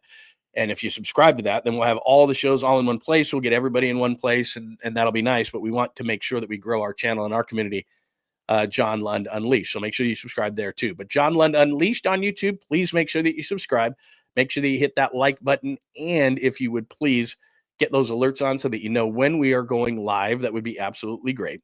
JohnLundUnleashed.com. Thank you today for watching on X and Instagram, Twitch as well. Bay Area Sports Collective is that second YouTube channel I've been telling you about, and Facebook as well. So however you're watching, thank you so much. We did about an hour and 40 on a Saturday. I hope that was enough for you today. And yeah, I think that's it today. We had a great time today. Let me make sure on the chat line we did not miss anybody hanging. Zachary's, good call, brother. Zachary's. You know what? They closed a Zachary's by my house. They have the one in Concord, but I don't know if, or maybe it's in Pleasant Hill. But yeah, you can only have 1 or 2 pieces of that, but their Chicago deep dish is legit. And my family's from Chicago, so I know a little bit about it, but really, really good. What else do we have? Anybody else have any thoughts that I might have missed today? Episode 74, March 1st, beautiful. Steve Young tape I told you about. I don't know if I'll have this ready to play for you on Monday, but I certainly will have it ready at some point this week. And if you're just joining us, in 1998 during the NBA Finals, as a young lad, I ran down Steve Young as, again, I was the pre and post reporter for the Utah Jazz Radio Network. And Steve was trying to get away from me. I was like, this isn't happening, man. Because Steve was like he was the Holy Grail in 1998 in Utah. And I was like, they're just like, get him. And he kept trying to get away from me, is the way I remember it. So we're going to play that at some point next week. Aiyuk talk, don't believe it. He's got a $39 million cap hit that says he's staying in San Francisco. Combine, I'm going to go deep into the combine after we get off the air. The Niners meeting with a lot of offensive linemen this week. Interesting. Golden State at Philly at 5:30. Thank God they didn't go after Paul George. JK, Jonathan Kuminga Monday versus Charlotte, it looks like. The Giants yesterday, Webb, Harrison, Walker, Birdsong, 12 strikeouts. Birdsong was dumping it up there as high as 98. Very nice. And they play the Dodgers today, by the way. They play the Dodgers. And random stuff, which is always throughout the show. We got into a bunch of stuff about food, as we often do. And then I told you about Bay Area Sports Collective. That's a pretty good day for a Saturday. Thank you for subscribing. Yeah, Bay Area Sports Collective, BASC, I guess. And we're going to add more shows to that as well. But right now it's me, Polly, and Tom. So make sure that, because then you won't miss anything there as well. And but don't leave me. I'm just saying, make sure that you do both. That would be tremendous. What else do we have today? What do you got there? If you're in radio, don't accept a raise. Exactly. Don't I know it? Were you in my negotiations? Don't I know it? You start making any kind of money in radio, it's like, good night, everybody. Oh, man. Yeah, I agree with you, by the way.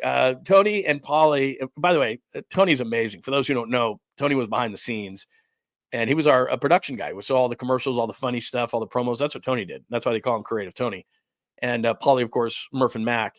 And so, yeah, Paulie and Tony and I are really good friends, and we will definitely get on a show together. Same with Tommy. We're going to do, because we're starting this whole thing, obviously, we're going to be on each other's shows quite a bit. And that's not, believe me, that's not the end of it. There's going to be more guys jumping on that channel in the Bay Area. So we took your advice and we said, let's get everybody together. And so that's what we're going to do as part of that. So it's going to be really, really cool.